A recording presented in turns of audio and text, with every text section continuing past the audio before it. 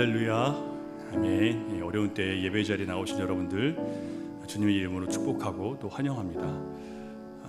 작은 교회가 좋은 것도 있어요, 그렇죠? 이렇게 100명이 안 되는 교회는 모일 수 있다고 해서 또 모일 수 있었고, 또 예배당이 커가지고 전 좌석의 50%를 채우지 못하기 때문에 또 이렇게 함께 예배할 수 있는 은혜가 저희들에게 있습니다.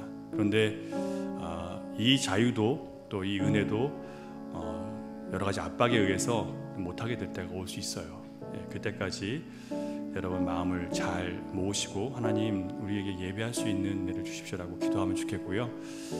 그리고 여러 가지 압박이 와서 저희도 예를 들면 방송으로 예배를 하게 되더라도 여러분 예배하는 마음 꼭 가지시고 함께 모여 예배하고 교제하는 그 행복을 여러분들이 기대하고 또 소망하면서 우리 교회를 세워가면 좋겠습니다. 여러분 진심으로 다시 한번 축복합니다. 잠깐 기도하겠습니다. 너희는 마음에 근심하지 말라. 하나님을 믿으니 또 나를 믿으라. 평안을 너희에게 끼치노니 곧 나의 평안을 너희에게 주노라. 내가 너희에게 주는 것은 세상이 주는 것과 같지 아니하니라. 너희는 마음에 근심하지도 말고 두려워하지도 말라. 아멘. 하나님, 두려움의 영이 세상을 휩싸고 있습니다. 그러나 우리는 주님을 신뢰합니다. 우리의 영혼을 살리시고 우리의 영혼을 안전한 곳으로 옮겨두신 주님을 신뢰하기에 이 시간 주 앞에 나와 예배하며 우리의 마음을 주님 앞에 쏟아놓습니다. 여러 가지 제한 사항과 제재로 인해서 하나님 앞에 예배할 수 없는 많은 교회와 고통받는 많은 사람들이 있습니다. 불쌍히 여겨 주시옵소서. 우리의 회개가 빨리 주님 앞에 드려지게 하시고 다시 온 세상이 회복되는 그런 역사가 있도록, 그래서 많은 사람들이 주님 앞에 돌아와 함께 예배하며 함께 주님 앞에 하나님의 하나님 되심을 인정하는 그 시기가 빨리 올 수 있도록 하나님 도와주시옵소서. 우리는 연약한 존재들입니다. 하나님, 우리 연약함을 아시는 주님께서 우리를 불쌍히 여겨주셔서 아버지 하나님, 이 어려움 가운데 곧 우리를 또한 우리 마음이 무너지지 않도록 주여 매 순간 우리를 붙잡아 주시옵소서. 우리 예배하는 가운데 주님 만나게 하시고 하늘의 위로와 평강으로 이 시간 가득히 채워지는 귀한 역사가 있도록 성령님 친히 주장해 주시옵소서. 믿사오며 예수님 이름으로 기도드립니다. 아멘. 우리 죄에서 자유를 얻게 하면 찬송하겠습니다.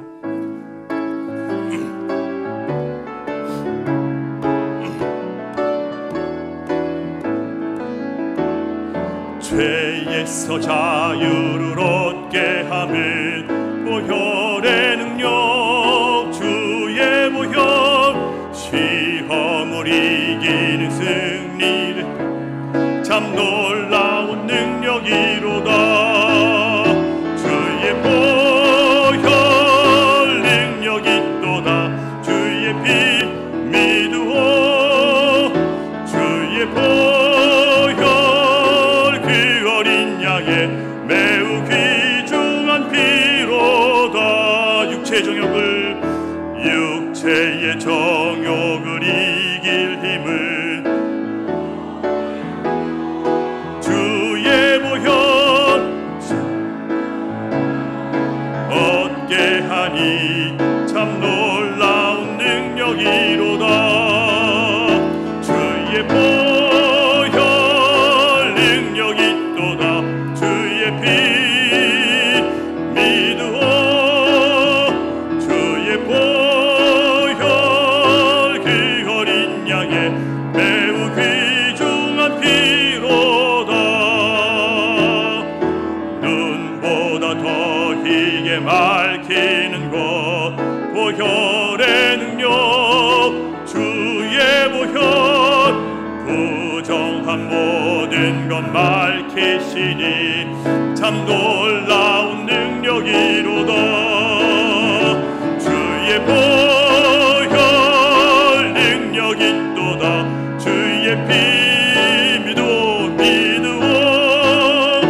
주의 보혈 그 어린 양의 매우 귀중한 피로다. 구주의 복음을 전할 제목 보혈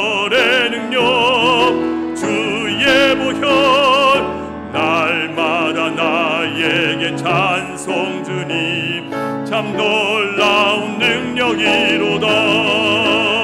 주의 보혈 능력 있도다. 주의 피 믿으오.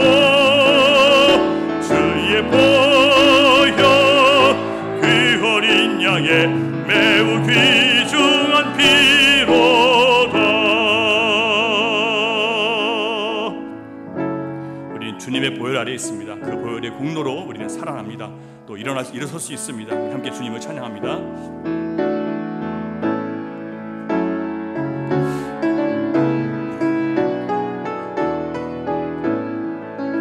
유월절 어린 양의 피로 나의 삶의 문이 열렸네.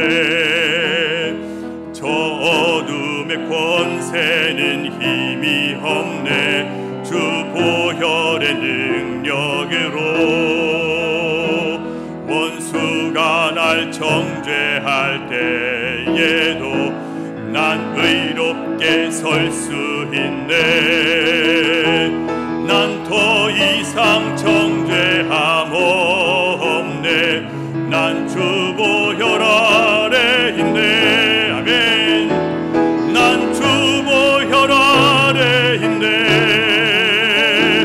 그 피로 내 죄 사했네. 하나님의 긍휼 날 거룩해 하시었네. 난 주 보혈 아래 있네. 난 원수의 어떠한 공격에도 더 이상 넘어지지 않네. 난 주 보혈 아래 있네. 다시 한번 유월절 어린 양의 피로, 유월절 어린 양의 피로 나의 삶의 문이 열렸네. 저 어둠의 권세는 힘이 없네. 보혈의 능력으로 원수가 날 정죄할 때도, 원수가 날 쳤때에도 난 의롭게 설 수 있네. 난 더 이상 정죄함 없네. 난 주 보혈 아래 있네. 아멘. 난 주 보혈 아래 있네. 그 피로 내 죄했네. 하나님의 긍휼 날 거룩해 하시었네. 난 주 보혈 아래 있네. 난 원수의 어떠한 공격에도 더 이상 넘어지지 않네. 난 주 보혈 아래 있네. 난 주 보혈 아래 있네. 그 피로 내 죄 사했네.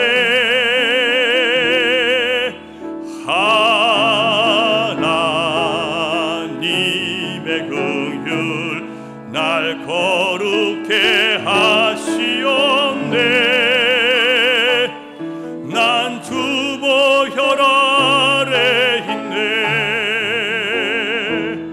난 원수의 어떠한 공격에도 더 이상 넘어지지 않네. 난 주 보혈 아래 있네. 옹기종기 모여 앉아있지 말고 떨어져 앉아요. 청년들 너무 모여 앉았다. 여러분, 주 보혈 아래 있다는 게 어떤 의미인지 아세요? 애굽에 10가지 재앙이 있을 때 마지막 재앙 때 모든 애굽에 있는 다 죽게 됩니다. 근데 그 죽음을 넘어설 수 있는 유일한 그 표는 피를 어린 양을 잡아서 그 피를 문 사방에 바르는 거예요. 문 기둥과 문 위에 발라요. 그러면 죽음의 천사가 지나갑니다. 예수 그리스도의 보혈 아래 있다는 것은 모든 애굽의 재앙이 그들에게 임하지 않는다는 증거예요. 여러분이 이걸 믿으셔야 돼요. 이 믿음을 여러분 가지셔야 돼요. 그래야 두려움을 이길 수 있어요. 여러분, 주 보혈 아래 계신 사람들입니다. 그 보혈이 세상의 모든 전염병, 애굽의 전염병에서 우리를 지킬 수 있다는 믿음을 가지세요. 그렇다고 막 살라는 게 아니에요. 조심하세요. 손도 잘 씻으세요. 하지만 우리가 그 믿음을 갖지 않으면 어떻게 될까요? 두려움에 압도당해서 우리도 똑같이 세상에 믿지 않은 사람들처럼 걱정하고 두려워하고 넘어지고 무너지고, 과연 이 사람과 믿지 않은 사람이 다르다는 것을 우리 보여줘야 되는데 똑같아지는 거예요. 여러분 어떠십니까? 옆에 있는 사람들이 두려워하고 근심하도 같이 두려워 같이 무너지면 안 돼요. 나는 주 보혈 아래에 있습니다. 주님의 보혈이 모든 재앙에서 건진다고 말씀하셨기 때문에 나는 그걸 믿습니다. 그 믿음 갖고 여러분 위로할 줄 아셔야 돼요. 그리스도 안에 있는 사람의 평안을 전할 수 있으셔야 돼요. 그렇다고 두려워하는 사람들 막 찾아다니면서 억지로 그러지 마세요. 안 좋아하시더라고요. 그러나 우리 위로가 필요한 사람들에게 꼭 전하세요. 주 보혈 아래 있는 사람은 애굽의 재앙이 그를 죽일 수 없습니다. 믿으십니까 여러분? 믿으셔야 돼요. 우리 마지막으로 예배자 찬양 같이 하겠습니다.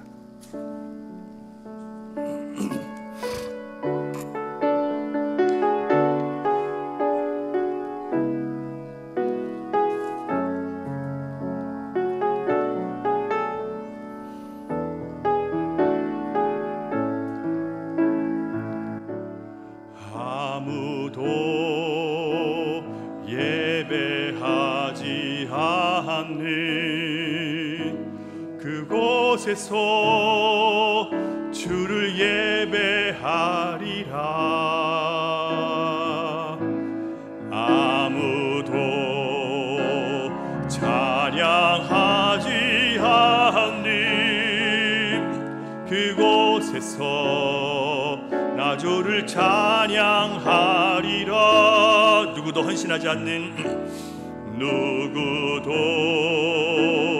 헌신하지 않는 그곳에서 주께 헌신하리라. 누구도 증거하지 않는 그곳에서 나 주를 증거하리라.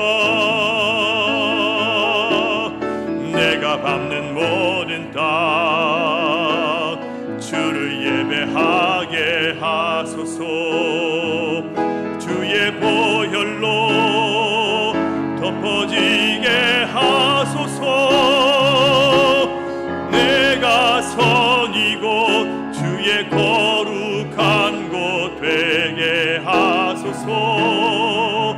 주의 향기로 물들이소. 다시 한번 아무도 예배하지 않는 그곳에서 아무도 예배하지 않는 그곳에서 주를 예배하리라. 아무도 찬양하지 않는 그곳에서 나 주를 찬양하리라. 누구도 헌신하지 않는 누구도 헌신하지 않는 그곳에서 주께 헌신하리라. 누구도 증거하지 않는 그곳에서 나 주를 증거하리라. 아멘. 내가 밟는 모든 땅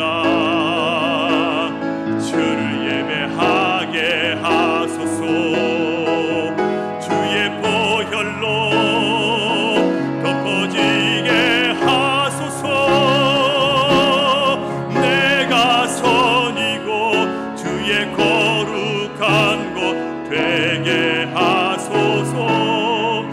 주의 향기로 드리소서. 내가 밟는 모든 땅, 내가 밟는 모든 땅 주를 예배하소서. 주의 보혈로 덮어지게 하소서. 내가 선이고 주가 거룩한 곳 되게 하소서. 주의 향기로, 주의 향기로 물들이소서. 주의 향기로 물들이소서. 주의 향기로 물들이소서.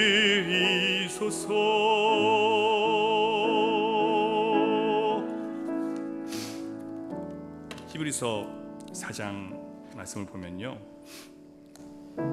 우리에게 있는 대실상은 우리의 연약함을 동정하지 못하실 리가 아니요 모든 일에 우리와 똑같이 시험을 받으신 이로되 죄는 없다라고 했어요.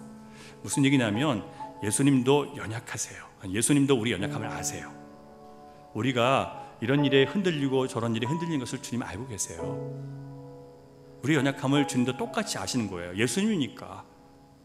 그래도 뭐 하나님 아들이니까 그러니까 그렇게 담대했지가 아니라 예수님도 똑같이 우리와 같은 이런 전염병이 있었다면 똑같이 두려우실 거예요. 인간적으로는. 그 우리 마음을 주님은 충분히 이해하세요.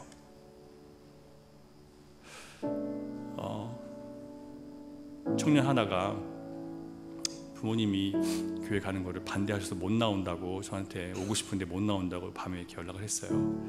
그래서 제가 오늘 부를 찬양과 오늘 할 설교를 제가 원고를 보내줬어요. 그리고 집에서 11시 반에 같이 예배하자. 네가 있는 곳에서. 여러분, 주님은 우리의 연약함을 알고 계시고 그 연약함 때문에 우리가 얼마나 자주 넘어지고 또 우리가 때로는 결단하지 못하는지도 알고 계십니다. 하지만 거기에 덧붙여서 주님께서 우리에게 이 연약함 때문에 그냥 주저앉아 있으라고 말씀하시는 게 아니라 하라고 하신 말씀이 있어요. 4장 16절 말씀을 보면 그러므로 우리는 긍휼하심을 받고 때를 따라 돕는 은혜를 얻기 위해서 어떻게 해야 된다고요? 은혜의 보좌 앞에 담대히 나아갈 것입니다. 아멘이십니까? 주님의 긍휼하심을 받고 때를 따라 돕는 은혜를 얻기 위해서 아버지 하나님의 보좌 앞으로 담대히 나아가라는 거예요. 여러분, 기도의 자리, 예배의 자리를 여러분 꼭 만드세요. 두려우십니까? 아프고 힘드세요? 여러분이 계신 그곳에서 만약에 우리도 예배할 수 없는 상황이 오더라도 반드시 여러분 예배의 장소 삼으셔야 돼요. 아, 교회 안 나가서 좋다, 늦잠 잘 수 있어서 좋다, 많은 청년들이 우리 집에 있는 애들부터 그러던데 그게 좋은 게 아니고요, 그 여러분이 계신 곳에서 내가 예배할 수 없는 그 안타까움을 갖고 여러분 기도하셔야 돼요. 여러분 한번 보세요. 옆에 있는 성도들 사랑스럽고 주님이 사랑하신 사람들인데 한번 못 보는 거 서운하지 않으세요? 저는 제 친구 목사가 그런 글을 올렸어요. 뭐 여러 가지 그런 좋지 않은 상황 때문에 예배는 폐쇄하지만 아이들의 얼굴을 만져주지 못해서 청년들의 어깨를 두드려주지 못해서 너무 가슴이 아프다. 교회는 그런 곳이에요. 예배만 중요한 게 아니라 서로를 바라보면서 주님 안에서 한 형제 자매 된 사람들이 서로 바라보며 힘을 얻고 용기를 얻고 또 용기를 주고 힘을 주고 나누는 것이 교회입니다. 근데 그걸 할 수 없어서 너무 슬픈 거예요. 우리가 하는 그런 사역의 부담보다는 더 중요한 것은 우리가 이런 상황 속에서 과연 예수님과 어떤 신앙 속의 관계 살았는지를 한번 돌이켜보는 시간이 되면 좋겠습니다. 우리 잠깐 기도할 텐데요. 하나님, 이 시간 우리의 마음이 정말 주님을 향한 온전한 신앙으로 다시 한번 확인될 수 있으면 좋겠습니다. 이런 시간들을 통해서 우리가 주님을 얼마나 사랑하는지, 얼마나 주님 앞에 우리가 참된 믿음인지, 다른 사람들을 비판하고 비난은 잘하는데 나의 연약함 앞에서는 나도 무너지면서 다른 사람들의 연약함을 얼마나 우리는 자꾸 손가락질 했는지 우리 한번 회개하시면서 믿음이 없어서 연약해서 오지 못하는 자들에게 여러분 그들 위해서 기도하고, 그들이 그러나 연약함을 그대로 용납하는 게 아니에요. 어떻게 하라고요? 긍휼하심을 얻고 은혜를 얻기 위해서 어떻게 하라고요? 은혜의 보좌 앞에 나가야 되는 거예요. 그거 안 하면 그들은 주님의 긍휼하심과 은혜를 받지 못하는 거예요.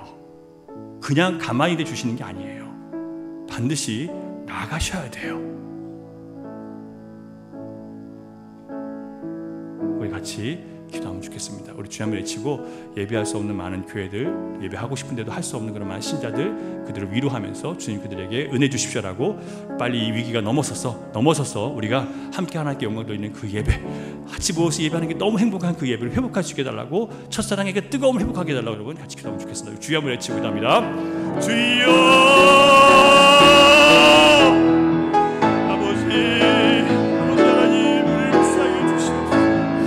아버지 하나님, 우리를 기력해 주시옵소서.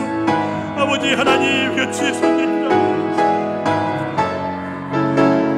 주님의 은혜가 너무 필요합니다. 주님의 손길이 필요합니다. 아버지 이 제약의 때 아버지 앞에 엎드리게 하시기를 원합니다. 이 고통의 때 주 앞에 겸손히 엎드리게 원하는 죄를 주시기를 원합니다. 주여 우리를 붙잡아 주시옵소서. 우리를 어떻게 하여 주시옵소서. 다시 한번 주님께 설 수 있게 하시며 아버지 하나님 자리 서신 생활할 수 있는 하시고 함께 하여 주시옵소서. 주여 우리 마음을 주님 수용하여 주시옵소서. 주의 손길에 붙잡히는 자를 낼 수 있도록 인도하여 주옵소서.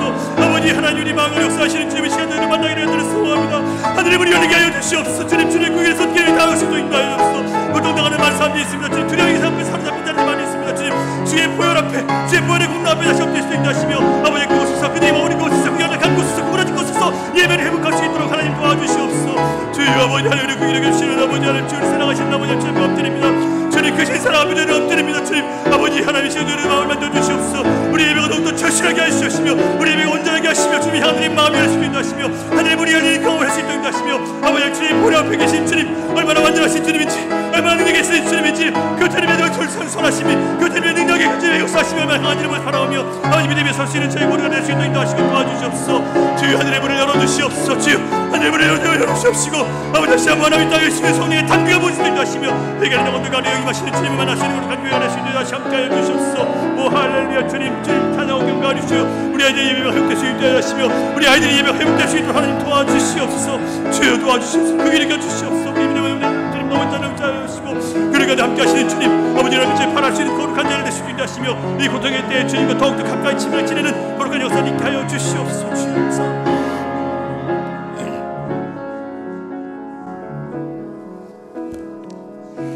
함께 사도신경으로 우리 신앙 고백하겠습니다. 나는 전능하신 아버지 하나님 천지의 창조주를 믿습니다. 나는 그의 유일하신 아들 우리 주 예수 그리스도를 믿습니다. 그는 성령으로 잉태되어 동정녀 마리아에게서 나시고 본디오 빌라도에게 고난을 받아 십자가에 못 박혀 죽으시고 장사된 지 사흘 만에 죽은 자 가운데서 다시 살아나셨으며 하늘에 오르시어 전능하신 아버지 하나님 우편에 앉아 계시다가 거기로부터 살아있는 자와 죽은 자를 심판하러 오십니다. 나는 성령을 믿으며 거룩한 공교회와 성도의 교제와 죄를 용서받는 것과 몸의 부활과 영생을 믿습니다. 아멘. 성령 권사님 기도해 주시겠습니다.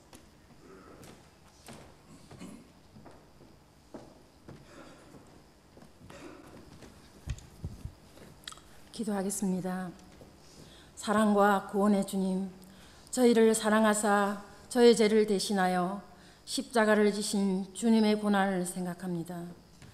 주님의 피 묻은 십자가를 생각할 때마다 저희들의 죄짐을 홀로 지시고 피 흘려 돌아가시기까지 사랑해 주신 은혜의 주님 앞에 이 시간 저희의 부족함과 죄악들을 십자가의 피로서 씻겨주시고 용서하여 주신 은혜 감사드립니다. 또한 주님의 십자가를 경험하면서 하나님의 사랑이 얼마나 크고 놀라운지를 깨닫는 사순절 기간이 되게 하옵소서.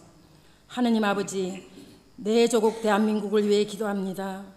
지금 조국에서는 코로나 바이러스 때문에 모든 경제가 마비되고 혼란의 시점에서 온 국민이 불안에 떨고 있습니다. 내 조국 대한민국을 사랑하시는 주님, 하루속히 주님께서 이 재앙에서 거듭나게 치유하게 하여 주시옵소서. 온 국민이 회개하고 진정으로 바로 믿는 신앙인들의 기도를 들어주시옵소서. 사랑의 주님, 1월 2월에 교내에 많은 계획과 행사가 있었습니다. 초등부, 중고등부, 청년부, 장년부에까지 수련회가 주님의 뜻 가운데서 아무 사고 없이 은혜로의 끝마침에 감사드립니다. 이 기간을 통해서 얻은 은혜와 성령의 역사가 앞으로 열린 교회를 위해서 굳건한 믿음과 신앙인의 전신갑주 역할을 해낼 수 있길 소망합니다. 아직 여행 중인 성도님 있습니다. 주님과 함께 동행해 주시고 병중에 기도하는 성도님 있습니다. 주님께서 치유해 주실 줄 믿습니다. 믿음의 시험 당하는 성도님 있습니다. 주님이 보듬어 주시고 하루속히 함께 모여서 주님께 찬송과 찬양을 드릴 수 있게 하여 주시옵소서. 이 시간 특별히 말씀을 전가하시는 목사님을 성령으로 붙잡아 주시고 주님의 복된 말씀을 들을 때마다 세상적인 생각들을 사라지게 하시며 십자가를 통해서 드러내시고자 하시는 주님의 진리의 말씀을 깊게 체험하는 시간 되게 하옵소서. 예배의 시종을 주님께 엇타가오며 지금도 저희를 피 묻은 십자가 앞으로 이끄시는 우리 주 예수 그리스도 이름 받들어 기도드립니다. 아멘.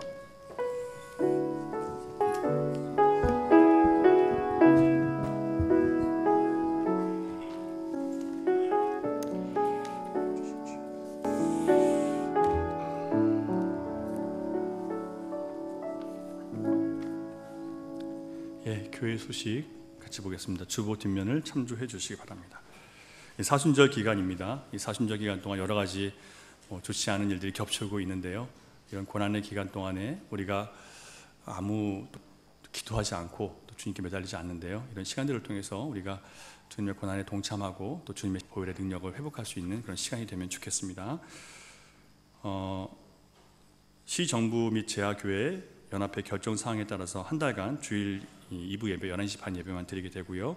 교회 학교 및 청년들도 함께 2부 예배에 참석하는 걸로 그렇게 하겠습니다. 그렇게 아시고 여러분 준비해 주시고 앞으로 또 어떤 다른 변동 사항이 있으면 말씀으로만 페이스북을 통해서 알려드릴 테니까요. 또 이렇게 아시고 늘 말씀으로만 페이스북을 잘 이렇게 좀 확인하시기 바랍니다.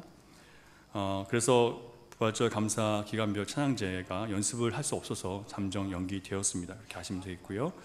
주중 집회는 새벽 예배와 금요 성령 기도회는 그냥 계속됩니다. 왜냐하면 기도해야 되기 때문에 기도할 사람들 모이셔서 늘 기도하시는 분들 거기서 기도하고요.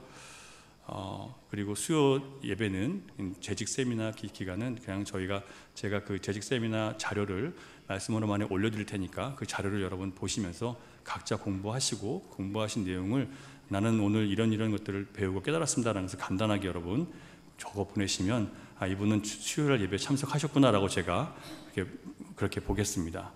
이해가 되시죠? 그러니까 꼭 올려드린 것을 좀 보시고 같이 좀 공부하시고 풀어 보신 다음에 그다음에 여러분이 수요 예배에 참석하셨다는 것을 그 말씀으로는 홈페이지에 댓글을 남기셔서 확인시켜 주시면 좋겠습니다. 다음 주일 22일 2부 예배 후에 임시 재직회가 있습니다. 특별한 사항이 있어서 잠깐 모이게 되는데요. 다음 주에 오시면 그 안건 사항이라서 말씀을 드리도록 하겠습니다. 공동 기도 제목 보시고 계속 기도하시고요. 한 주간 동안 여러분 건강 조심하시고 또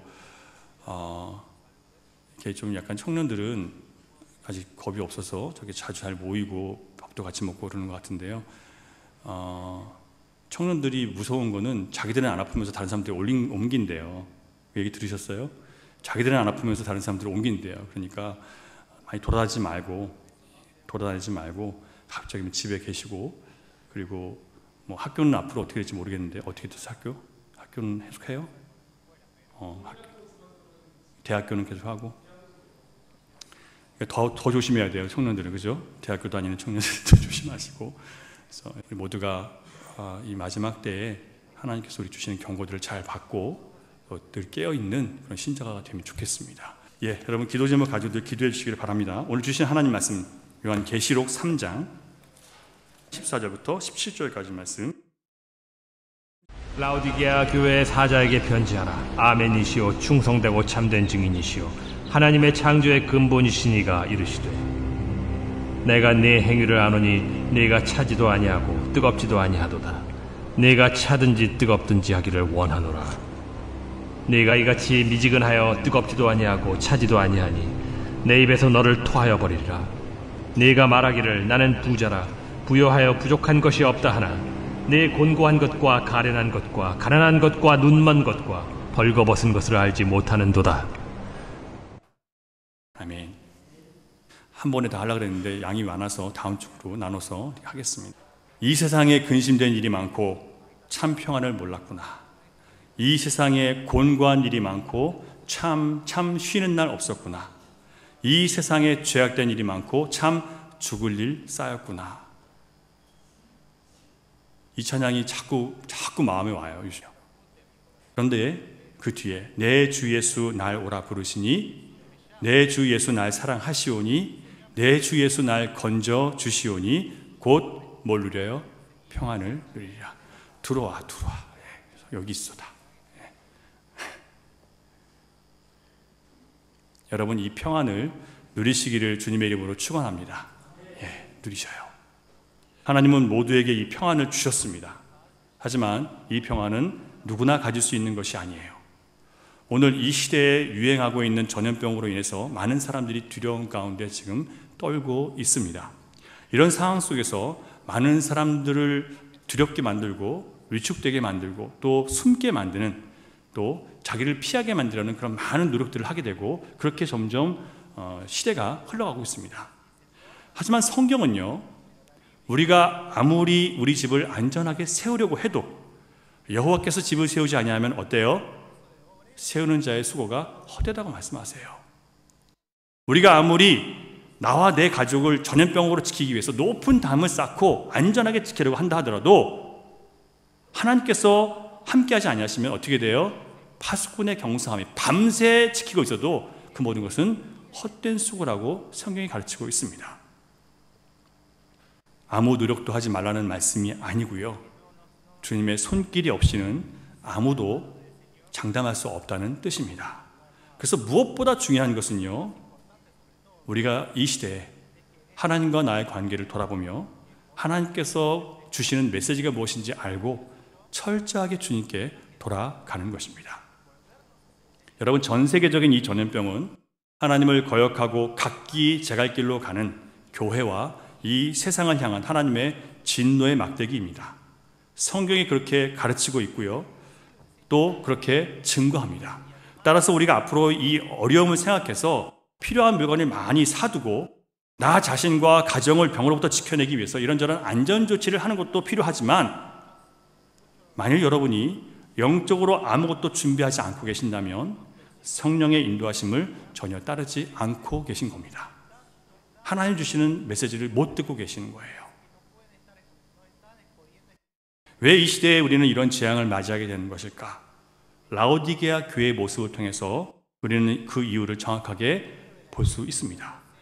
주님은 인자가 올 때에 세상에서 믿음을 보겠느냐라고 말씀하셨습니다. 이 마지막 때가 되면 진짜 믿음인지 아닌지를 주님은 시험하세요. 그 시험의 과정이, 또 연단의 과정이 바로 이런 재앙들이라고 분명히 성경에 기록되어 있습니다. 라오디게아 교회는 예수님이 재림하시기 전에, 재림하실 때가 가까워졌을 때 나타나는 100% 세속화된 교회의 전형적인 모습이 바로 라오디게아 교회예요. 다시 말씀드리면 라오디게아 교회는 바로 이 마지막 시대의 오늘날의 교회를 정확하게 지금 보여주고 있는 교회라는 뜻이에요. 라오디게아 교회가 상징하는 마지막 때의 교회의 모습은 어떤 거냐면, 물질적인 풍요와 많은 좋은 세상 것들을 누리면서 우리는 문제없고 우리는 걱정 없고 잘 믿고 있다고 착각하는 그런 교회의 모습이에요. 영적으로는 죽어 있는데 물질적으로 풍성하고 많이 누리는 것 때문에 우리는 괜찮다고 착각하고 있는 거예요. 하지만 아멘이시오, 충성되고 참된 증인이시오, 하나님의 창조의 근본이신 예수님이 보시기에는 완전히 다른 진단을 내리셨습니다. 그러니까 사람들이 볼 때는 라오디게아 교회는 풍성하고 부유해서 걱정이 없는 교회예요. 하지만 참 진리이신 예수님께서 그 교회를 보시니까 전혀 다른 진단이 나오는 거예요. 라오디게아 신자들은 나는 부자라, 부유하여 부족한 것이 없다라고 했습니다. 반면에 예수님은 너희가 곤고하고 가련하고 가난하고 눈이 멀었고 벌거벗었다라고 그렇게 평가하십니다. 왜 이렇게 다른 걸까요? 라오디게아 성도들은 모든 면에서 풍족했고 부족할 것이 없었습니다. 그런 형편에 대해서 자부심을 갖고 있었고 우리는 안전하다고 생각했습니다. 하지만 주님은 아니라고 하세요. 왜냐하면 그들은 영적인 안목, 영적으로 볼 수 있는 눈이 없었기 때문에 주님은 그들에게 너희들은 안전하다라고 말씀하시지 않는 거예요. 여러분, 누구의 진단이 옳습니까? 당연히 예수님의 진단이 옳죠. 우리의 진단이 옳지 않고요, 예수님의 판단이 옳아요. 왜냐하면 예수님은 진리이시기 때문에. 예수님은 항상 옳고 우리는 가끔 옳습니다. 맞습니까, 여러분? 예수님은 항상 옳아요. 우리는 가끔 옳아요. 그래서 우리는 항상 진리이신 예수님을 따라가야 되는 거예요. 그런데 여러분, 세상에서 좀 성공하고 또 인정받고 이런 사람일수록 진리이신 주님보다 자기 자신에 대한 확신이 많아서 내 생각, 내 주장, 내 경험, 그걸 따라가기가 더 쉬워요. 그래서 세상에서 잘난 사람이 주님을 제대로 믿는 게 더 어려운 거예요. 자, 그러면 우리는 오늘 본문을 통해서 이 벌거벗은 교회, 주님이 뭐라고 판단하셨냐면 차지도 덥지도 않다라고 판단하세요. 라오디게아 교회를 향해서. 그래서 예수님이 토해버리고 싶어 하시는 교회, 그 교회가 바로 어떤 교회라고요? 오늘날의 이 시대의 교회라는 뜻이에요. 차지도 덥지도 않아서 주님이 토해버리고 싶어서, 토해서 내쳐버리고 싶은 교회가 바로 이 마지막 시대의 오늘날의 현대 교회라고 우리는 알아야 됩니다. 참 아프죠. 아프지만 이게 주님이 하신 말씀이기 때문에 진리예요. 그러면 오늘날의 교회를 향해서 차지도 덥지도 않아서 미지근해서 토해버리고 싶다고 말씀하시는 주님은 그럼 어떤 주님이신가? 우리가 먼저 그것을 살펴보기를 원합니다. 17절을 같이 보겠습니다. 17절 시작.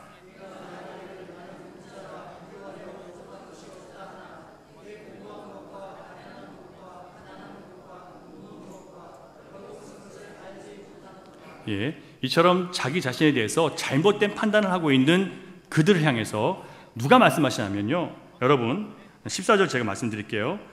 읽어드릴게요. 라오디게아 교회의 사자에게 편지하라. 자, 다시 한번 같이 있습니다. 시작. 아멘이시오, 충성되고 참된 증인이시오, 하나님의 창조의 근본이신 이가 이르시되. 자, 누가 말씀하세요? 이 네 가지를 여러분 기억하셔야 됩니다. 첫 번째 뭐라고요? 아멘이시고, 두 번째 충성되고, 세 번째 참된 증인이시고, 네 번째 하나님의 창조의 근원. 이것이 무슨 의미인지 여러분 아셔야 돼요. 그래야 예수님이 하신 말씀을 우리가 믿고 그 말씀 앞에 엎드릴 수 있는 거예요. 주님을 모르니까, 주님이 어떤 분이신지 제대로 알지 못하니까 그 말씀을 정말 가슴 깊이 받아들이지 못하는 거예요. 자, 그럼 첫 번째, 오늘날의 교회를 향해서 차든지 덥든지 하라 말씀하시면서, 너희들은 벌거벗었다라고 말씀하시면서 내가 토해버리고 싶다라고 말씀하시는 오늘날의 교회가 어떤 교회인지, 그 말씀하신 주님이 어떤 분이신지를 살펴보겠습니다. 예수님은 첫 번째 아멘이시라고 했습니다.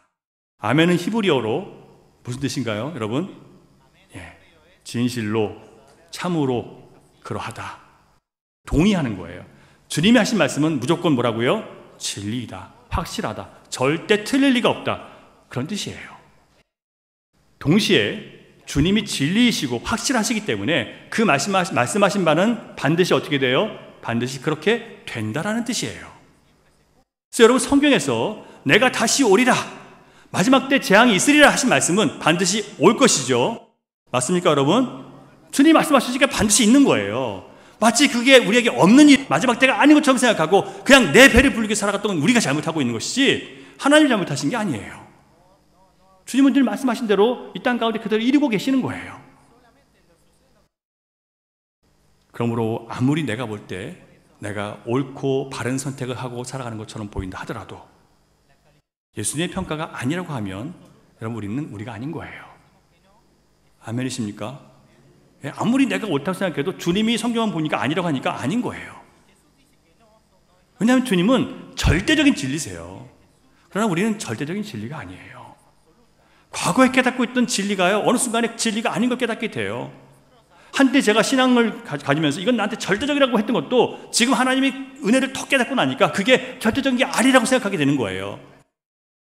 그래서 요한복음 9장 41절을 보면 예수님은 자신들이 영적으로 본다라고 하는 사람들에게 이렇게 말씀하십니다. 바리새인들에게 같이 있습니다. 시작. 예수께서 이르시되 너희가 맹인이 되었더라면 죄가 없으려니와 본다고 하니 너희 죄가 그대로 있느니라.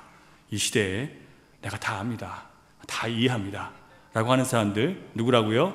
성경을 안다고 해서 다 안다, 내가 다 이해한다, 라고 하면 안 돼요. 그 말씀 앞에 내가 어떻게 돼야 돼요? 순종을 통해서 내가 부인되고 죽어야 그 다음에 아는 거예요. 머리로 아는 게 아니에요. 또 오늘 많은 사람들이 머리로 아는 것 같고 내가 정말 주님을 안다고 착각하고 있는 거예요.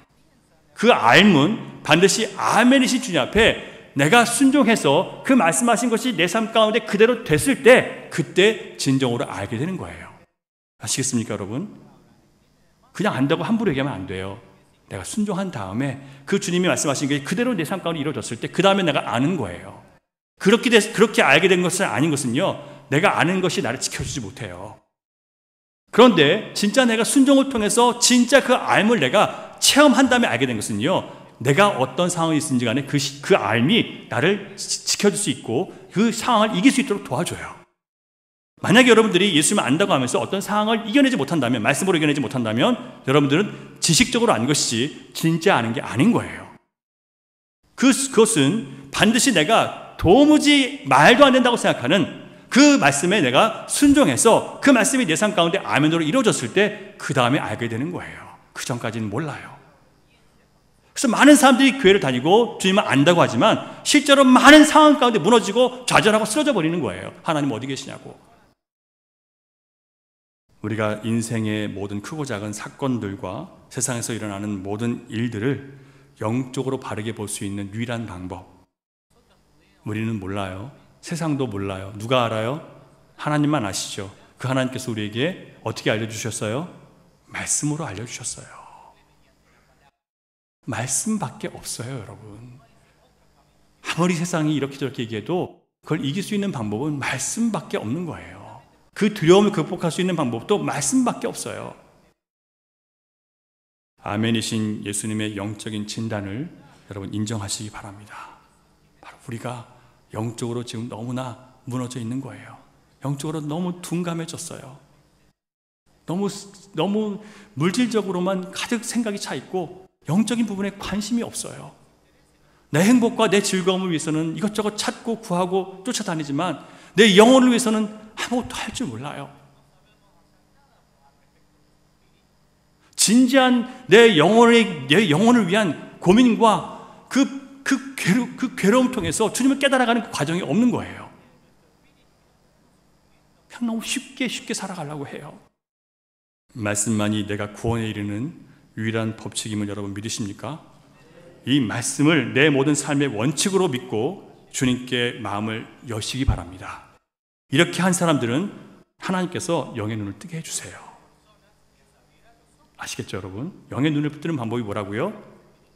구원에 이르는 유일한 법칙은 오직 말씀이라는 것을 알고 그 하나님께서 내 삶에 찾아 들어오셔서 나에게 말씀하시고 구석구석 내 삶을 말씀으로 채우시도록 마음을 여세요. 그러면 여러분 반드시 영의 눈이 떠집니다. 두 번째, 예수님은 충성이시라고 했어요. 예수님께서 하나님의 뜻에 따라서 어디까지 충성하셨습니까? 죽기까지. 십자가에 못 박혀 죽기까지 충성하신 거예요. 예수님은 오직 하나님께만 충성하기 때문에 늘 진리이시고 결코 잘못된 판단과 선택을 하실 수 없습니다. 하지만 우리는 하나님의 말씀보다 나 자신에게 충성할 때가 더 많아요. 세상에 충성할 때가 더 많아요.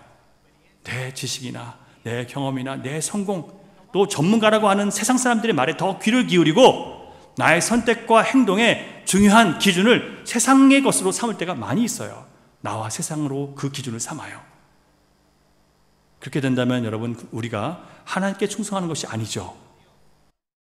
사람에게 흔들리지 않고 오직 하나님께만 충성하는 사람이 끝까지 진리의 편에서 바르게 살아갈 수 있습니다. 사랑하는 여러분, 예수님은 충성이세요. 어디까지요? 목숨 걸고 나는 죽을 때까지, 죽어도 나는 주님 말씀에 충성하겠습니다. 자신에게 충성하지 마세요. 내 감정에게 충성하지 마세요. 내 경험에 충성하지 마시고 세상에 유명하다는 사람들의 말에 충성하지 마세요. 오직 하나님 앞에, 그분 앞에, 말씀 앞에 충성하세요. 그 사람은 영의 눈을 항상 뜨고 살 수밖에 없게 되어 있습니다. 세 번째, 예수님은 참된 증인이시라고 했어요. 무엇에 대한 참된 증인일까요? 주님이 증인이신데 무엇에 대한 증인이시냐고요. 우리가 이런 한 가지를 잘 알아야 되는 이유가, 그걸 통해서 우리가 얻을 수 있는 너무나 놀라운 은혜들이 있어요. 자, 예수님은 이 땅에 오셔서 죄를 해결하기로 오셨죠. 왜냐하면 그 죄로 인해서 우리 모두가 사망의 두려움 가운데, 영원한 지옥의 두려움 가운데 살게 된 거예요. 자, 그러면 예수님께서 이 땅에 오셔서 그 모든 우리의 죄의 짐을 담당하시고 죽으시고, 하나님께서 그 죽으신 예수님을 다시 살리심으로 뭘 증명하셨을까요? 우리의 죄가, 사망의 권세가 예수 그리스도의 보혈 아래 어떻게 됐어요? 해결됐다는 거예요. 이게 감격이 안 오세요? 우리의 모든 죄가 우리를 영원한 죄와 사망과 지옥에서 건지시고 죽음을 두려워할 수밖에 없는 인생에서 영생을 얻는 그 구원의 자리로 우리를 바꿔주시는 것이 바로 예수님이시고, 그 주님이 부활하셨다는 것이 바로 우리가 그 완전한 구원을 얻다는 증거라는 거예요. 그래서 주님이 참된 증인이신 것은 뭐에 대한 증인이라고요? 우리가 얼마나 확실한 구원을 얻었는지, 이것에 대한 증인인 거예요. 더 이상 신자들은 죽음을 두려워하지 않습니다. 죽음은 더 이상 우리에게 아무 효력을 발휘할 수 없기 때문에 그래요. 죽을까봐 두려워서 하나님을 떠나거나 죽을까봐 두려워서 외면하는 일을 안 할 수 있는 그런 새로운 사람으로 우리는 거듭났습니다. 예수님을 믿는 우리는 그 주님의 십자가 때문에 죽음이 멸망이 아니라, 끝이 아니라 영원한 하나님 나라에 들어갈, 더 좋은 나라로 들어갈 축복의 문이 되어버린 거예요.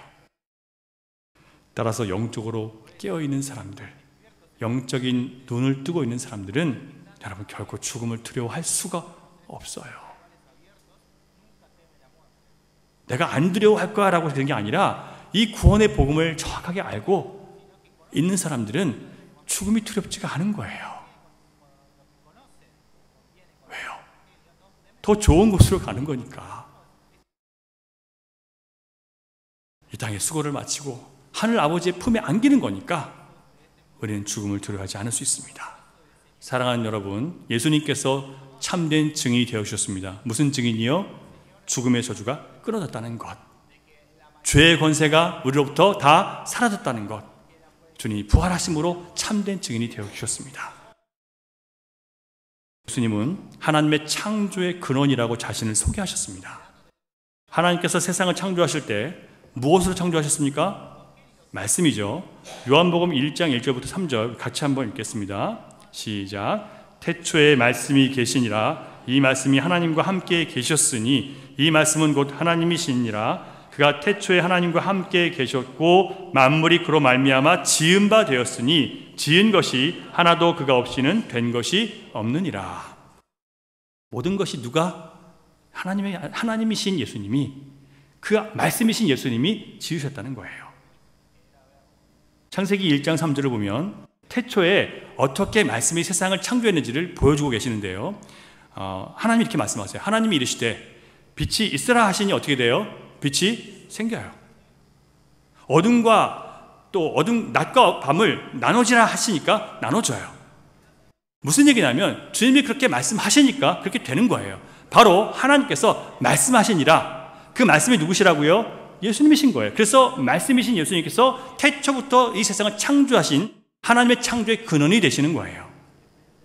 자, 그럼 여러분, 예수님이 말씀하실 때 우리는 지금 누구의 말씀을 듣는 거예요? 창조주 하나님 말씀을 듣는 거예요. 오늘 이 땅에 임한 전 세계적인 전염병에 대해서 이미 예수님은 경고하셨습니다. 누가복음 21장 10절과 11절을 보면요, 같이 읽을까요? 시작. 이 민족을 나라가 나라를 대적하여 일어나겠고 곳곳에 큰 지진과 기근과 전염병이 있겠고 또 무서운 일과 하늘로부터 큰 징조들이 있으리라 하고 했습니다. 마지막 때 물론 이것은 첫 번째 역사적으로는 로마 제국으로 인해서 예루살렘이 망할 때 첫 번째 역사가 이루어졌습니다. 하지만 궁극적으로 마지막 예수님 오시기 전에 전 세계적으로 나타날 재앙에 대한 예수님의 예언이에요. 자, 그 재앙을 누가 예언하셨어요? 예수님 예언하셨죠. 그럼 어떻게 되는 거예요? 아멘이시고 충성이시고 또 제가 잊어버렸네요. 참된 증인이시고 그리고 하나님의 창조의 근원이신 예수님이 말씀하셨기 때문에 어떻게 되는 거예요? 반드시 그렇게 되는 거예요. 하지만 이 재앙을 일으킨 원인은 예수님이 아니시라 인간이에요. 하지만 주님은 이번 재앙이 영적 소경이 된 이 세대를 깨우셔서 구원에 이르는 참된 믿음을 갖게 하시려는 하나님의 선한 뜻이 담긴 사랑의 회초리라고 우리가 성경에서 기록된 대로 우리는 그렇게 믿어야 됩니다. 사랑하는 여러분, 우리는 이 악하고 음란한 시대에 여전히 아멘이시고 충성되고 참된 증인이시며 창조의 근원이신 하나님의 창조의 근원이신 예수님께서 우리 이 시대의 교회를 그리고 우리를 정확하게 진단하셨다는 것을 받아들여야 됩니다. 그리고 이 전염병이 영적으로 둔감해지고 게을러지고 무지한 나와 우리 가정과 이 땅의 모든 신자들을 향해서 주신 영적으로 눈을 뜨라고 깨어나라고 주신 하나님의 메시지라는 것을 우리는 알아야 됩니다. 그럼 왜 이렇게 마지막 시대의 교회가 영적으로 둔해진 것일까요? 마지막 때를 상징하는 라오디게아 교회를 통해서 그 이유를 알 수 있습니다. 왜 둔해졌는지. 첫 번째, 물질의 풍성함에 눈이 멀어져서 영적인 비참함을 보지 못하게 됐기 때문에 그래요. 물질이 풍성해서 누릴 수 있는 게 많아서 너무나 재밌는 게 많잖아요, 여러분. 하려고 하면요. TV를 켜도 휴대폰을 봐도 하루 종일 휴대폰 보고 있을 수 있어요. 컴퓨터 놓고 하루 종일 이것저것 보면서 영화 보고 드라마 보고 뭐 예능 프로그램 뭐 하루 종일 할 수 있어요. 나가면 맛있는 것도 많고 볼 것도 많고 재밌는 것도 많아요. 이러다 보니까 우리는 참 풍성한 생활을 하고 있어요. 육적으로는. 하지만 영적으로 어떻게 돼요? 점점 하나님과 멀어지고 우리는 비참해지고 있는 거예요. 라오디게아라는 도시는요, 현재 터키에 위치해 있는 도시로서 사도 요한이 활동하던 당시에 아주 부유하고 풍족하고 번창한 상업도시였습니다. 직물 산업이 활발했고 유명한 의과대학이 있었고요. 그래서 좋은 안약을 만들고 생산하는 것으로 유명했고 또 기병을 치유하는 또 좋은 약을 만들어내는 것으로 유명했대요.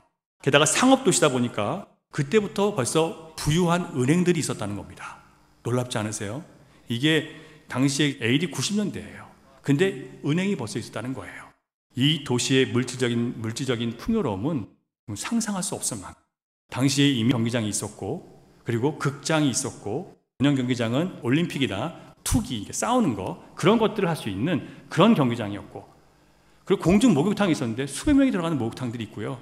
그 당시에 이미 집으로 들어오는 수도시설이 있었대요. 놀랍지 않습니까, 여러분?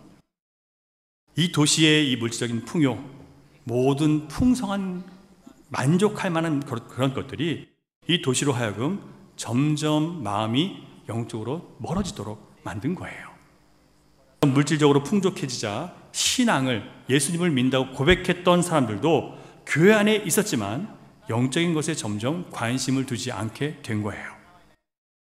물질적인 풍요와 현실적으로 걱정 없는 삶이 그들의 영혼이 부유하고 영혼이 안전하다는 것을 절대로 상징하는 게 아니에요. 물질적인 풍요, 육적인 부유함과 행복이 우리 영적인 부여와 영적인 안정감과 함께 가는 게 아니에요. 오히려 반대로 갈 때가 훨씬 많아요. 사람이 부유해지면 교만해질 수밖에 없고요. 넉넉해지면요, 즐기러 다닐 수밖에 없어요. 전에 안 하던 것들, 못 하던 것들 한번 해보는 거예요. 그런데 그게 절제가 될까요? 예수님 안에 있는 사람은 절제가 안 돼요. 두 번째, 라오디게아 교회가 영적 소경이라고 진단받게 된 이유는 차지도 않고 덥지도 않은 그들의 미지근한 신앙 태도 때문이었습니다. 차지도 않고 덥지도 않다는 표현은 라오디게아라는 그 도시의 상황을 그대로 반영해서 말씀하신 거예요.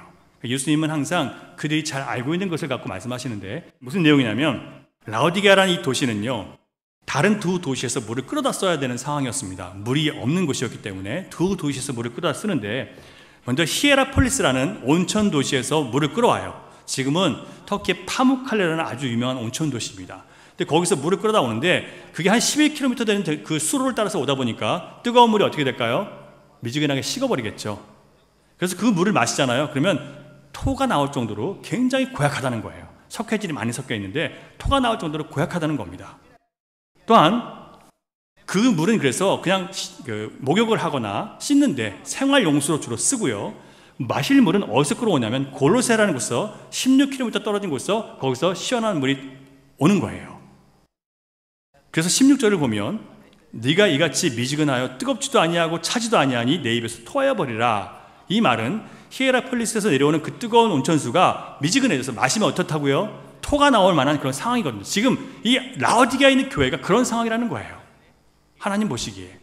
자, 그렇다면 미지근한 신앙 상태 구체적으로 어떤 것일까요?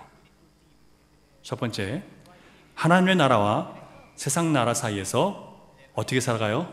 양다리를 걸치고 있는 사람들, 그런 상태예요. 양다리 걸치고 있는 사람들 많죠. 하나님을 향해서 적극적으로 나가지 않기 때문에 그렇다고 세상적으로 전적으로 빠져들지도 않아요. 그래서 차갑지도 않아요. 영적으로 살려고 하니까 육적으로 괴롭고, 그렇다고 해서 육적으로 완전히 빠져들려고 하니까 영혼이 괴로워서 여기도 못 가고 저기도 못 가고 중간에 왔다 갔다 하는 사람들 참 교회에 많죠. 양다리를 거치는 신자는 절대로 뜨거운 신앙생활을 할 수 없습니다. 자기 형편과 처지에 따라서 세상에도 붙었다가 하나님께도 붙었다가 하는 사람들, 신자로 사는 게 유리할 때는 신자라고 자기를 소개하고, 그게 자기에게 불리해지면 자기는 예수님을 안 믿는다고 부인하고, 이런 사람들 많아요, 여러분. 입으로는 부인하지만 삶으로 부인하거든요. 행동으로 부인하거든요. 두 번째, 미지근한 신앙 상태는 예수를 믿는다고 하면서 여전히 어떻게 살아가요? 세상적인 사고방식을 그대로 갖고 살아가는 거예요. 그리스도인의 생활은요, 그리스도인다운 삶의 한계가 분명히 있어야 돼요. 신자의 행동이 미지근하다는 것은 진리에 대한 그런 분명한 신앙 고백이 없다는 뜻이에요. 믿지 않는 거예요. 여러분, 말씀이 기초가 된 신앙생활을 하지 않으면 반드시 이렇게 될 수밖에 없어요. 말씀이 기초가 된 신앙생활을 해야 되는데 우리는 주로 교회 나와서 뭐가 기초가 돼요? 그냥 우리가 같이 먹고 마시고 놀고 즐기고 교제하고 여기에 초점이 맞춰져 있는 거예요. 말씀을 공부하자고 하면 다들 뭐 싫어해요. 그게 중심인데, 교회가 말씀을 위해서 오는 건데 제일 중요한 것은 하지 않고 중요하지 않은 것들로 교회 시간을 채워가는 거예요. 그러니까 교회가 어떻게 미지근한 사람들밖에 넘칠 수밖에 없는 상황이 된 것이죠. 여러분, 교회에 나오고 예배 드리고 성경 읽고 기도하고 교회에서 봉사하는 것이 우리가 하나님께 속해 있다는 증거가 되지 못한다는 것을 여러분 아셔야 돼요. 그게 여러분 하나님께 속해 있다는 증거가 아니에요. 내가 그런 종교생활을 다 하면서 내 삶의 주인이 예수님이 아니고 나 자신이라면 그게 정말 여러분 그가 주님을 믿는 건가요? 아니에요. 다른 많은 종교를 가진 사람들도 다 우리보다 더 많은 그런 자기 신을 경외하는 그런 모습들이 다 있어요. 우리보다 더 잘해요. 중요한 것은 우리가 그런 일을 하는 그 모든 과정 속에서 우리 신앙생활의 주인이, 내 삶의 주인이 주님이시기 때문에 하는 것인가, 아니면 내가 나를 위해서 그것을 하는 것인가 살펴보셔야 돼요. 주님의 말씀이 내 삶의 가장 중요한 선택의 기준이 아니라면, 세상의 소리를 따르고 있다면 그는 미지근한 신앙 상태에서 벗어날 수가 없게 되어 있어요. 자, 그런 사람들을 주님은 역겹게 여기셔서 토해서 내치시겠다라고 말씀을 하셨습니다. 어떻게 사랑의 주님이 그럴 수 있냐고 참 불편하신 분들이 계세요. 여러분, 아까도 제가 말씀드린 것처럼 주님은 우리에게 분명히 경고하세요. 그 경고를 듣고 어떻게 해야 돼요? 나가야 되는 거예요. 나가지 않고 반응하지 않고 그대로 있으면서 내가 계속 하나님의 은혜를 받을 수 있을 것이라고 생각하는 것은 굉장히 큰 착각이에요. 그 거짓말이에요. 속지 마세요, 여러분. 그렇게 얘기하는 사람들은요, 여러분 귀에 듣기 좋게 하는 얘기예요. 절대 그런 일은 없습니다, 여러분. 반드시 여러분을 무릎 꿇게 해서 주님 앞에 나오게 하시는 분이 진짜 하나님이세요. 토하여 내친다는 말씀은 장차 무서운 환난 가운데 던져서 불같은 시련을 받게 하신다는 의미입니다. 자, 그렇다면 그 불같은 시련을 받게 하시는 이유는 뭐예요? 뭘 제거하시기 위해서예요? 그냥 태워버리기 위해서예요? 아니죠. 뭐 하시기 위해서예요? 불순물을 제거하시기 위해서 하시는 거 아니에요. 지금 이런 전염병과 재앙과 같은 일들을 통해서, 여러분 힘든 일들을 통해서 뭘 하시냐면 우리 안에 있는 세속적인 가치들을 지금 주님께서 불태워버리고 계시는 거예요. 연단하셔서 하나님의 것으로 만들고 계시는 거예요. 그게 재앙인가요? 그게 고통인가요?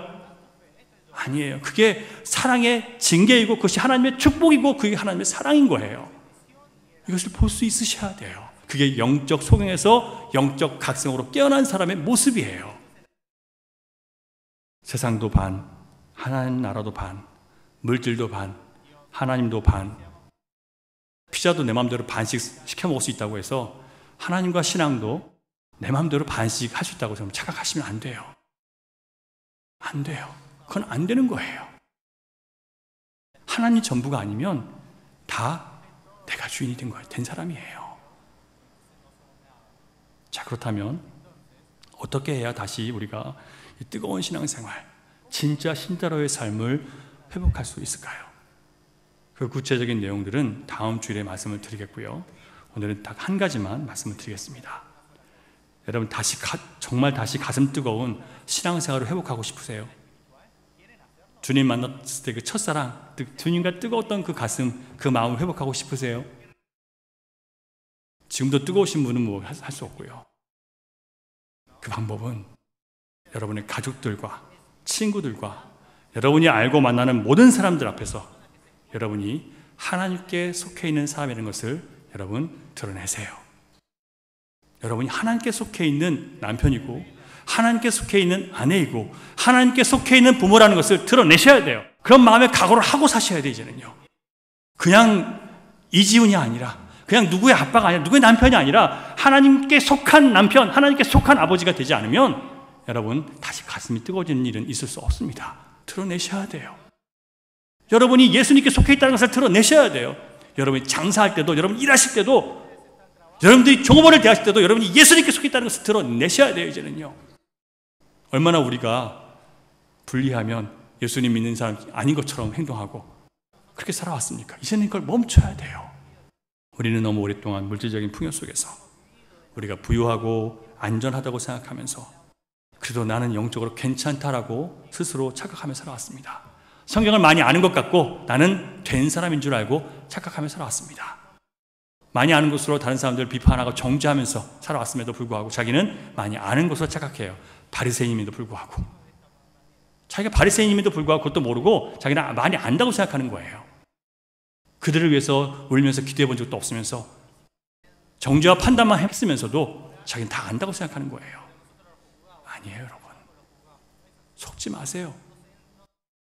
주님의 책망 다시 한번 우리가 17절 같이 읽습니다. 시작. 네가 말하기를 나는 부자라 부유하여 부족한 것이 없다 하나 네 곤고한 것과 가련한 것과 가난한 것과 눈먼 것과 벌거벗은 것을 알지 못하는도다.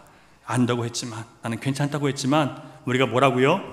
곤고한 것과 가련한 것과 가난한 것과 눈먼 것과 벌거벗은 것을 우리는 알지 못했던 거예요.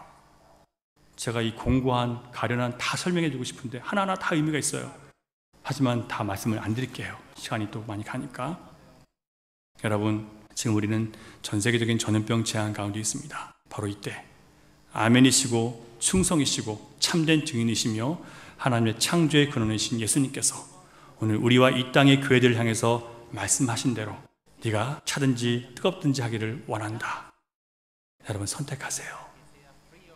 계속 이렇게 미지근한 상태로 뭉개면서 갈 생각하지 마세요. 주님이 토에 내주신다고 말씀하셨습니다. 선택하세요. 드러내세요. 여러분이 하나님께 속해 있다는 것을 드러내세요. 여러분, 우리 같이 기도하겠습니다. 같이 좀 기도할 텐데요. 그동안 우리는 너무 물질 중심의 삶을 살아왔습니다. 돈이 하나님보다 더 좋았고 더 중요했습니다. 내 마음 편하게 사는 삶이 하나님 자녀로서 감당해야 되는 십자가의 삶보다 더 중요했습니다. 그래서 우리는 마음이 뜨겁지 않습니다. 그래서 우리 예배는 냉랭하고 그래서 주님의 말씀을 들어도 우리 마음이 뜨겁지 않습니다. 여러분 기도하세요. 주님, 더 이상 양다리 걸친 삶을 살고 싶지 않습니다. 나의 이런 미지근한 신앙이 오늘 이 시대에 우리가 당하는 재앙의 원인이라면 반드시 우리가 누구에게 속해 있는지, 내가 세상인지 하나님인지를 분명하게 밝히겠습니다. 밝힐 수 있도록 주님 나를 도와주십시오. 믿음의 용기를 주십시오. 담대하게 해주십시오. 우리 주여 한번 외치고 다 같이 기도하겠습니다. 주여,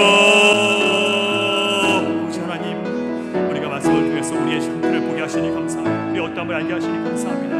주여 아버지 하나님, 우리 이렇게 가련한 상태로, 주님 아무것도 내 스스로 할 수 없는 상태임에도 정말 철저하게 무너진 상태이지만 우리는 주의 자신을 보지 못하고 살아갑니다. 주님, 이렇게 철저하게 무너졌음에도 불구하고, 우리가 이렇게 철저하게 가난해서 아무것도 할 수 없음에도 불구하고 주님을 바라보지 못했습니다.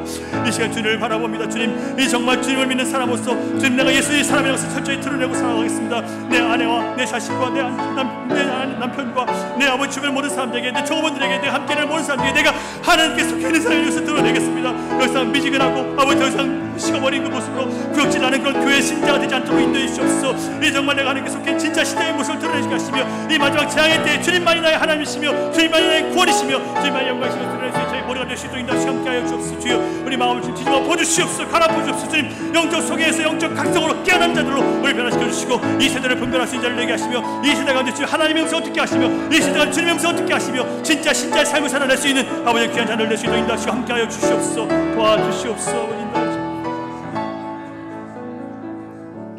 하나님, 이 시간 우리 이렇게 예배 자리에 오게 하시고 하나님 말씀을 통해서 우리 자신을 돌아볼 수 있는 시간 갖게 하시니 감사합니다. 주님, 이렇게 우리는 눈먼 자들입니다.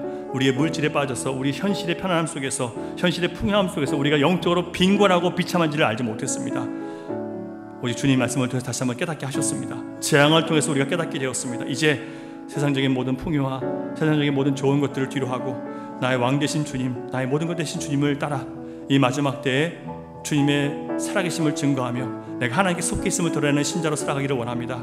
주여, 우리를 도와주시옵소서. 성령님 친히 우리를 주장하여 주시옵소서. 이 마지막 때에 살아가기를, 주님의 뜻대로 살아가기를 원하는 주의 종들에게 하늘의 문을 열어주시고 성령의 불을 다시 한번 이 시간 붙여 주시옵소서. 오늘 예배하는 모든 성도들 한 사람도 건강에 이상이지 않도록 주님 지켜주시고, 아버지 하나님 나라 가는 그날까지 하나님께만 영광 돌리며 주 십자가 보혈 아래서 늘 안전한 주의 종들 될 수 있도록 축복해 주시옵소서. 믿사오며 예수님 이름으로 기도드립니다. 아멘. 우리 함께 봉헌 찬양 드리겠습니다.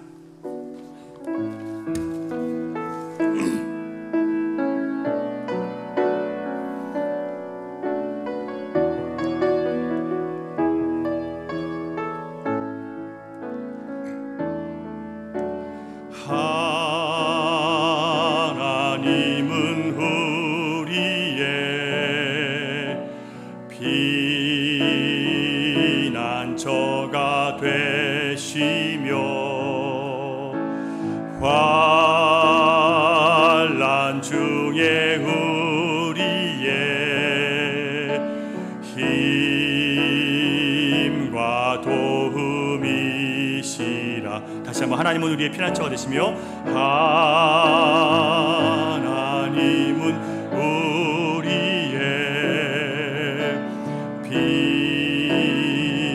피난처가 되시며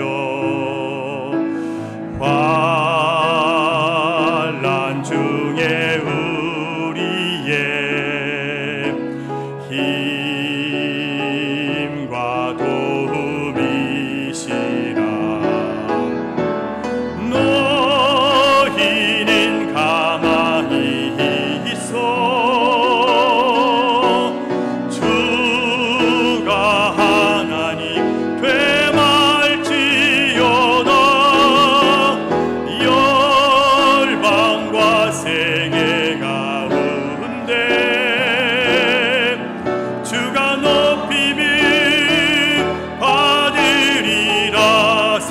내 아버지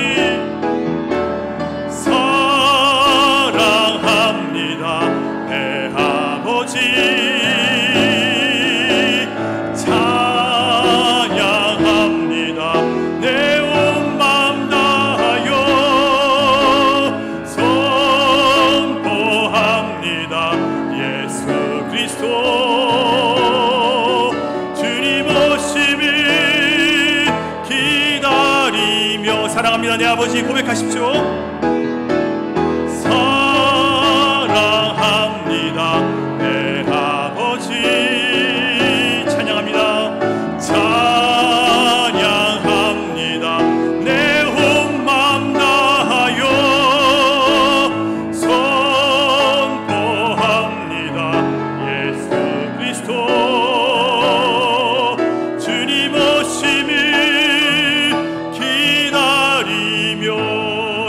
오심을 주님 오심을 기다리며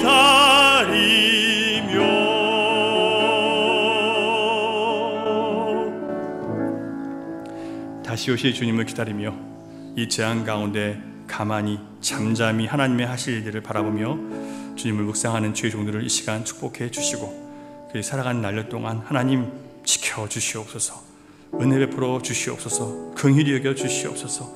하나님, 오늘도 우리 마음을 담아 예물을 올려드렸습니다.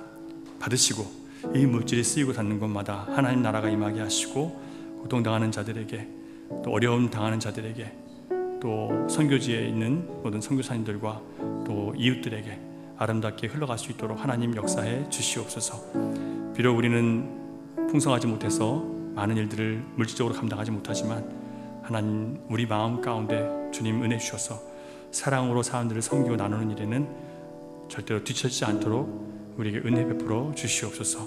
또한 죽어가는 세상을 향해서 기도하는 일에 무너지지 않도록 또한 지켜 주시옵소서. 주님, 11조의 예물과 감사의 예물과 서원의 예물들을 드렸습니다.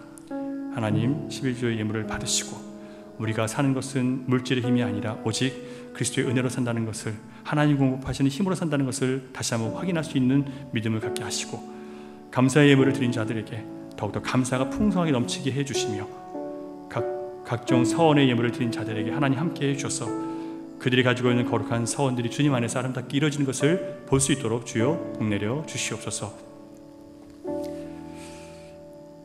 이제는 우리 구주 예수 그리스도의 크신 은혜와 아버지 하나님의 극진하신 사랑과 성령님의 감화 감동 교통 역사 위로 인도하심이 이제 하나님의 말씀을, 특별히 우리 주님께서, 진리신 주님께서 주신 영적인 진단을 따라 우리가 눈멀었음을, 우리가 잠들었음을 인정하고 다시 한번 하나님 말씀을 통해서 깨어나기로 결단하고 이제 깨어난 신자의 삶을 살아내기로 다짐하는 사랑하는 주님의 자녀들의 머리와 가정과 일터와 미래 가운데 흩어져 있는 열방의 교회와 고통당하는 이 온 세상 가운데 이제로부터 영원토록 함께 하시기를 간절히 축원하옵나이다. 아멘.